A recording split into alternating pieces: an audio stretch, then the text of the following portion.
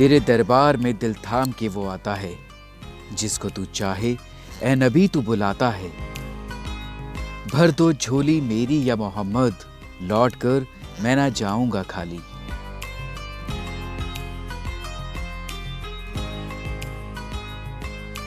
निज़ामुद्दीन दिल्ली का एक मशहूर इलाका, महबूब ए इलाही के नाम से पूरी दुनिया में मशहूर हज़रत निज़ामुद्दीन औलिया की दरगाह यहीं पर है। हर रोज़ हज़ारों की तादाद में अकीदतमंद यहाँ आते हैं। दरगाह से ही लगा एक छोटा सा इलाका है बस्ती निज़ामुद्दीन। आज हम बात करेंगे इसी बस्ती की और यहाँ रहने वाली कुछ महिलाओं की, जिन्होंने कुछ अलग करने की सोची। इन औरतों ने अपने हुनर से अपने मुस्तकबिल को बेहतर बनाने की नायाब कोशिश की है। निज़ामुद्दीन एक कदामत पसंद इलाका है। छोटे बड़े रोजगार करके यहाँ के लोग अपनी जिंदगी चलाते हैं। रोजगार कमाने में महिलाओं की भागीदारी ज्यादा नहीं रहती, लेकिन कुछ महिलाओं ने अपनी अलग सोच के साथ इसे बदला है। बरसों से खाना बनाने का जो काम वो घर पर कर रही थी, उसे ही उन्होंने अपने रोजगार का जरिया बनाया। कुछ करने का जज्बा दिखा तो मदद के लिए हाथ भी आगे आए। साल 2012 में आगा खान फाउंडेशन और ट्रस्ट फॉर कल्चर की पहल पर जायका निज़ामुद्दीन से होम किचन की शुरुआत हुई। अमूमन माना जाता है कि हेरिटेज कंजर्वेशन का काम केवल किसी इमारत तक सीमित है, लेकिन आगा खान डेवलपमेंट नेटवर्क में हम लोग ये मानते हैं कि कोई भी संरक्षण का काम, हेरिटेज कंजर्वेशन के काम से लोगों की ज़िंदगी बेहतर होनी चाहिए। और ये जो परियोजना है ये सिद्ध करने में लगी हुई है कि विरासत के संरक्षण से लोगों की ज़िंदगियाँ बेहतर हो सकती है। तो जब हमने 2007 में एक पब्लिक प्राइवेट पार्टनरशिप के तहत ये काम शुरू किया था, तो सब लोग ये सोचते थे कि हमें हुमायूं के मकबरे पे काम करना है, इसीलिए हम लोग निज़ामुद्दीन बस्ती में काम करते हैं। तो दरअसल ये बिल्कुल इसका उल्टा है। हमें निज़ामुद्दीन बस्ती के लोगों की ज़िंदगी को बेहतर बनाना है और उसके लिए हम हुमायूं के मकबरे और सुंदर नर्सरी में हम सारे काम करते हैं।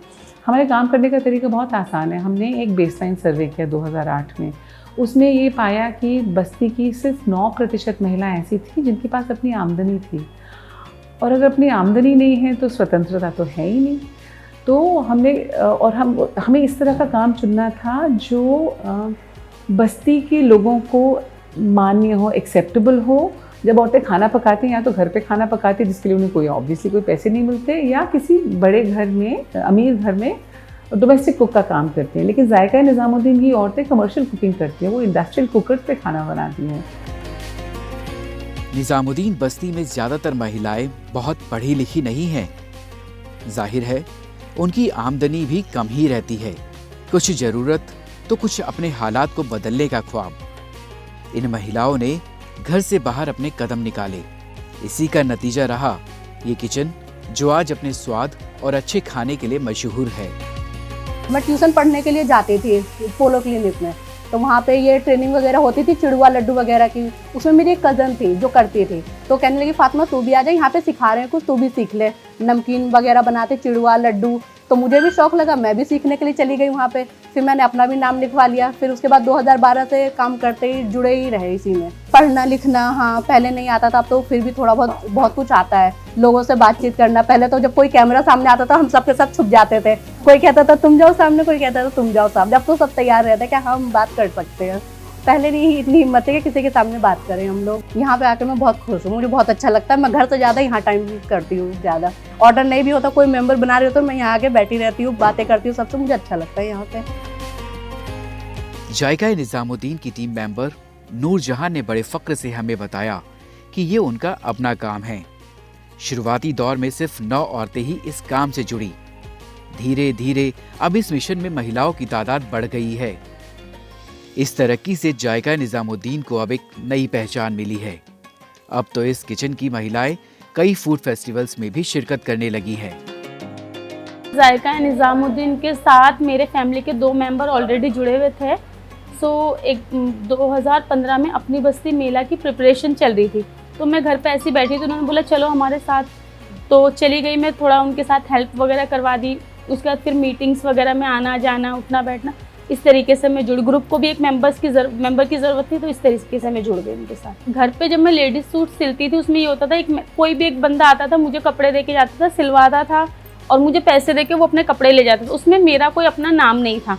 बट यहाँ जब से मैं जायका में जुड़ी हूँ, सो ये हमारा अपना काम है, हमारा अपना बिजनेस है। इसमें नाम है कि जायका निज़ामुद्दीन में 9 लेडीज़ मिलके ये काम कर रही। तो इससे हमारे को एक नई पहचान मिली है। पहले मैं घर पे 3-3.5 हज़ार रुपये तक महीना मंथली काम कर लेती थी। जब से मैं जुड़ी हूँ 7-8 हज़ार रुपये महीना में कमा लेती हूँ आराम से। घर वाले बोलते रहे बट हम नहीं सुने उनके, हम आगे बढ़ते रहे कि काम बढ़ेगा इसी उम्मीद में, और इंशाल्लाह बढ़ा भी हमारा काम। जब से हमारा केटरिंग विंग जुड़ा हमारे काम में तो बहुत ज़्यादा तब्दीली हुई हमारे काम में। पहले लेडीज़ 400-500 रुपये महीने में कमाती थी, और एक महीने में 5-5, 6-6, 7-7, 8-8 हज़ार रुपये हम एक लेडीज़ यहाँ से कमाते।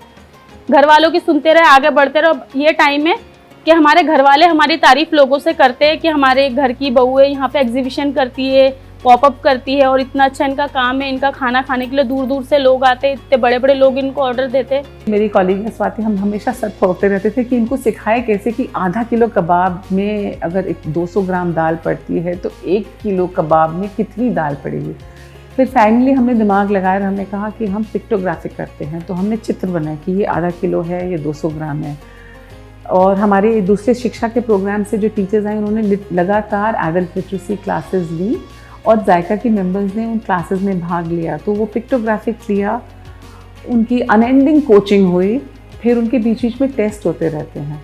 तो जैसे जायका के लिए हमने टेस्ट किया कि आपके पास ये, जैसे मास्टर शेफ़ होता है ना, आपके पास ये 5 इंग्रेडिएंट्स हैं, आप इसमें से क्या बना सकते हो। तो उन्होंने वो मास्टर शेफ़ जैसे उन्होंने कुछ इंग्रेडिएंट्स बनाए, तो उसमें से कई बार हम अपने पॉपअप में वो चीज़ें जोड़ लेते हैं। माना जाता है कि महिलाएं एंटरप्राइज नहीं चला सकती, लेकिन ये 2 महिलाएं हैं जो 2 एंटरप्राइजेस चला रही हैं। आगा खान फाउंडेशन ऑफ कोर्स मदद कर रही है, लेकिन बहुत सारे निर्णय हैं जो ये महिलाएं खुद लेती हैं।